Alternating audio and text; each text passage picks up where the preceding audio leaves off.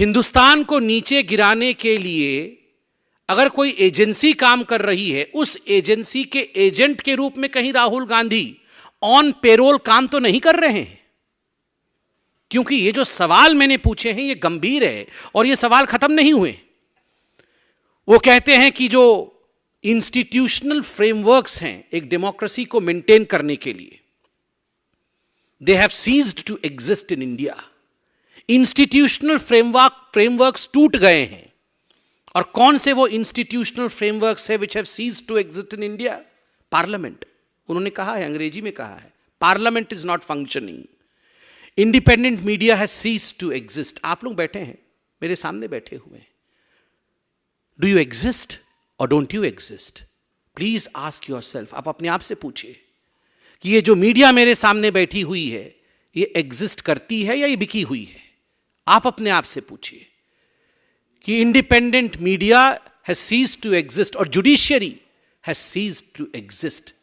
जब राफेल के ऊपर, जब पेगासस के ऊपर यही जुडिशियरी कमिटी बनाए, जांच आदेश करे, तो जुडिशियरी का बल्ले बल्ले, जुडिशियरी बड़ी अच्छी है।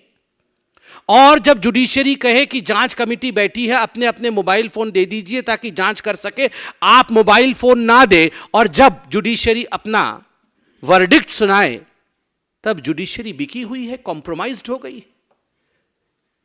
आपको देश चाहती नहीं है, आपको जनता चाहती नहीं है, चुनाव पे चुनाव आप हार रहे हैं, तो मीडिया क्या दिखाए? वाह वाह राहुल गांधी जीत गए चुनाव, राहुल गांधी। मीडिया हकीकत दिखाती है कि ना हो पाएगा राहुल गांधी से। तो हकीकत दिखाती है तो मीडिया भी इंडिपेंडेंट नहीं है। और इतना ही नहीं, उन्होंने कहा मेरे ऊपर झूठे केस हुए हैं और ऐसे ऐसे केस हुए हैं जिनमें क्रिमिनल केसेस बना दिए गए हैं, वो क्रिमिनल केस नहीं होने चाहिए। ये विदेश में कह रहे हैं। पूरा पड़ताल किया गया कि कौन से केस उनके ऊपर क्रिमिनल हो गए, तो मालूम पड़ा कि मानहानि के 2-4 केस क्रिमिनल केस हुए हैं। आप अगर कहेंगे कि देश के सारे मोदी चोर हैं, आप अगर जिस प्रकार की भाषा का प्रयोग इन्होंने कई लोगों के लिए किया है, अगर उन लोगों ने जाके केस मानहानि का किया है तो क्या लोकतंत्र समाप्त हो गया? Is Rahul Gandhi above the courts? Is Rahul Gandhi above the law? वो किसी के लिए भी कुछ भी कह दे और कोई भी केस ना करे। और मुझे तो आश्चर्य हुआ जम्मू कश्मीर के बारे में राहुल गांधी ने जो कहा है। उन्होंने कहा कि वो एक वायलेंट प्लेस है और वहां पुलिस जो है वो कोलैप्स हो चुकी है। जम्मू कश्मीर में police has collapsed. There is a security collapse in Jammu Kashmir and there is panic in security forces. मतलब हमारे जो सिक्योरिटी फोर्सेस हैं उनमें पैनिक है और पुलिस कोलैप्स हो चुकी है। वहां सिक्योरिटी फोर्सेस कोलैप्स हो चुके हैं और तुरंत बताते हैं कि मैं वहां आतंकवादी भी मुझे दिखे, वहां पे मिलिटेंट्स भी दिखे, क्योंकि वो तो जिस प्रकार से बोलते हैं समझने में काफी टाइम लगता है, मगर मैंने पूरा समझा है। 2-3 बार सुन के समझा है। आप भी जरा सुन लीजिएगा 2-3 बार, तभी समझ में आएगा। वो बोल रहे थे कि मैं जा रहा था तो एक लड़के ने इशारा किया, तो मैंने उसके इशारे को देखा, तो उसने कहा इधर आओ, तो मैंने कहा तुम इधर आओ, तो फिर वो उधर आया राहुल जी के पास और राहुल जी को बोला वो देखो। राहुल जी ने देखा उधर, तो बोला वो जो 5 लोग खड़े हैं वो मिलिटेंट है, आतंकवादी है। राहुल जी बोला अच्छा अब मेरा क्या होगा? ये तो मुझे मार देंगे, ये तो आतंकवादी आ गए हैं। तो बोले नहीं नहीं नहीं, तुम्हें नहीं मारेंगे क्योंकि तुम अहिंसा के साथ चल रहे हो।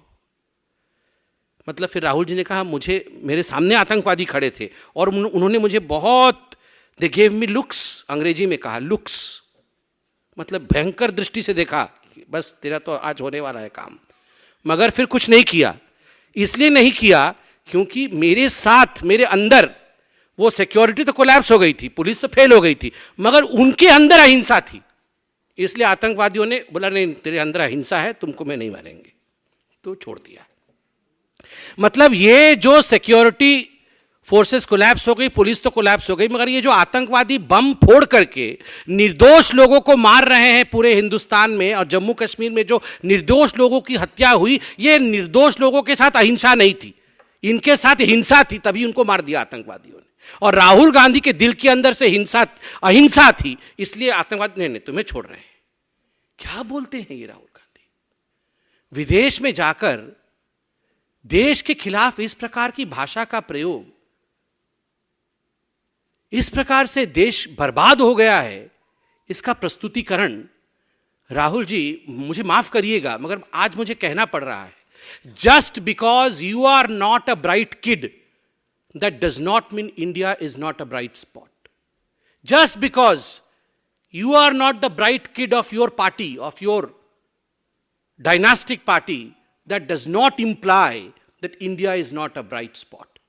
The corollary is India is a bright spot, but you have failed to be the bright kid of your dynastic party, Rahul Gandhi. पहले आप ब्राइट बनने की कोशिश करिए. India is bright and India is doing good.